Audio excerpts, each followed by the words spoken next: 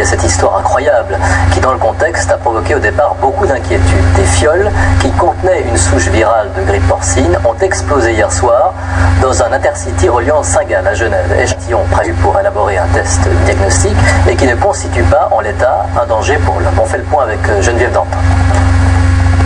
Contre la fenêtre du train, encore les traces de l'explosion des fioles contenant 8 échantillons de la grippe porcine.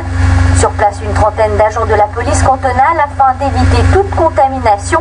Mais ce matin, les experts rassurent. Il s'agissait d'un virus porcin de référence, mais qui n'est pas dangereux pour l'être humain. Donc apparemment, il n'y a eu aucune mise en danger. En Suisse, le transport par train de prélèvement destiné à des laboratoires est légal et courant.